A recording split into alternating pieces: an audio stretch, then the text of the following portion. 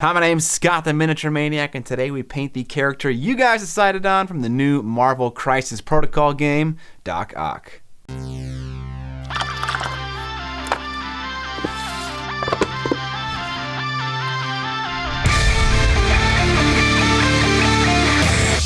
What up, Mini family? Let's paint this chunky boy. The first step is always clipping and cleaning our...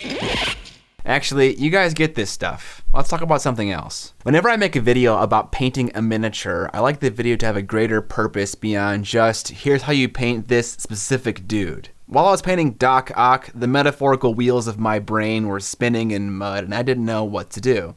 I wasn't really feeling the model, and it's based on a popular franchise, so the color scheme is pretty locked in. This actually happens quite a lot, where I paint a miniature because I think other people will like it, but I'm not actually that interested in it. But then it hit me. I should paint only vampires and wood elves on my YouTube channel and bore everyone to death. No, there's actually a silver lining here. When you don't really care about something, the outcome isn't as important. When the outcome isn't as important, you take a lot of risks. I have zero intention of actually painting all the minis in this game and playing it, so if the model goes and collects dust in some display case, it wouldn't really bother me. However, I can see how someone who actually has some intention of playing with their miniatures and showing them off would be less inclined to do stuff they're unfamiliar with at the paint table. I think, without realizing it, YouTube has given me the space to experiment a ton just because all the stuff I paint isn't ever really used. So, in this video, I want to go over all the experiments I made on this miniature without actually knowing that's what the video was going to be about and tell you the results of them. The approach that I had to paint Doc thick was very similar to Shazam, but I experimented when I got to the highlight application step. See, the problem with airbrushing a lot is that the colors on the model are hard to replicate with a paintbrush because airbrush colors are an impossible calculation of gradients and translucent tones. So when you paint on top of airbrushed acrylics, it looks like patchwork.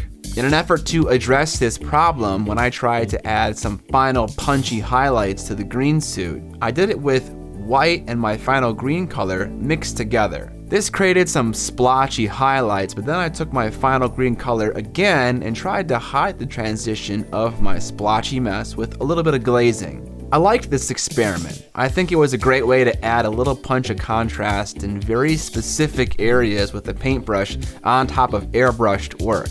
I'd do it again and maybe change it a little bit. While I experiment with Doc Ock's tight neon green skin suit, let me tell you about today's sponsor, and that's yours truly. I made a 75mm display vampire miniature, and you guys are awesome and bought out all the ones that I had initially ordered. So a second batch is coming in January, and you can back order it right now to guarantee yourself a copy. I also made a digital course that you can purchase along with the vampire at a discounted rate that will teach you exactly how I painted the box art. It is a comprehensive educational experience. You don't gotta go diving around other places to find the info. It is all self-contained. Additionally, me and John are teaching a class in Minnesota in February with this exact model. Buying a ticket gets you seats to the 2-day-long class, gets you the miniature itself, access to the digital video course, and also a PDF printout that's laminated of all the steps of how to paint the miniature. At the time of recording, there are 3 seats left, and I hope to see you guys there. All right, back to the video. A long time ago, I read an article from Javier Gonzalez, better known as Arcees online, about how he paints Imperial Fist Space Marines. He shades his yellow with a magenta, and it gives it this really nice warm look, so I wanted to try that. After base coating my yellow elements for approximately 36 days, I could start to glaze in some magenta color. Actually, even before I did that, I made 3 pools of yellow paint with progressively more and more magenta mixed in. Each mixture was for a yellow part of the model, the darkest being for the boots and the brightest being for the shoulder elements. I wanted the model to get brighter as a whole toward the top, which isn't something new to my YouTube channel, but mixing deliberate paints to achieve it in a systematic way like this is.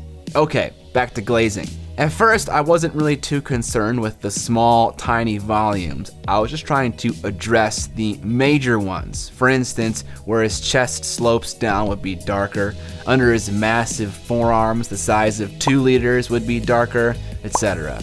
I then started to recess shade with the magenta to get the details to pop out nicely. Lastly, I started to pump up the saturation of the yellow and the brightness in my areas of highlight. When I started with the magenta, it didn't really look that great, but when I began to see the full picture with all the highlights, I really started to like it. This is a great micro example of how you can't judge a paint job until a solid chunk of the miniature is painted, because that's when you can really see if you got it going on or if you should abandon ship. Another side effect of this experiment is that it nicely pulls apart the yellow and green elements. The color green, especially how I've highlighted it, has a tendency to go a little yellow. This can make the 2 elements look a little too similar. In this case, I shaded the green with a blue, making it colder, and because the yellow is shaded with a warmer tone, it makes the 2 details, the yellows and greens, feel more distinct. It also feels more comic booky, which is definitely a term. I looked it up, don't worry about it. I'd call this experiment a success.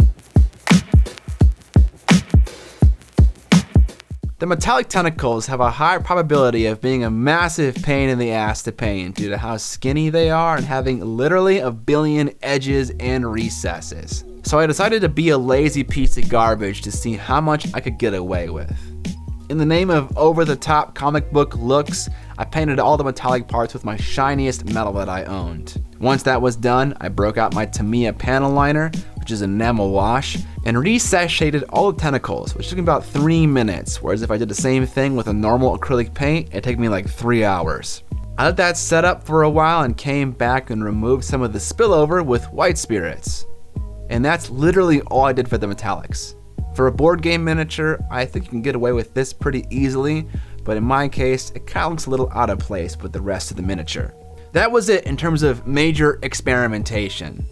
Everything else I did, I played by the book or were very small deviations from what I normally do. I don't think I've ever realized what I believe to be an above average amount of messing around in my painting, and I don't think it's necessarily a good thing or a bad thing. I have a lot of surface level knowledge about various things that I've never really pursued further beyond just, that's interesting. I'll likely never do this again. My painting portfolio for 2019 is a smattering of different color schemes and subject matters. I've never spent tons of time honing a specific paint scheme or approach. What does your guys' process look like? Are you all over the place like me, or do you drill down on one specific paint scheme and process? Maybe you're just a hybrid of the 2. I'm sorry if you came to this video expecting to learn how I painted Doc Ock from head to toe, but I hope you gained something helpful or insightful from the video either way. If you guys like the channel and you want to support it, there are a number of ways that you can do that, namely buying the vampire miniature that I talked about earlier and the digital course, supporting me on Patreon, getting access to things like my Discord server, and also being able to suggest topics for videos for me later down the road, purchasing gear that I recommend in the description with my Amazon affiliate links, and also buying things like this merch that says paint more minis. Subscribe or die! But most importantly, don't forget to paint more minis!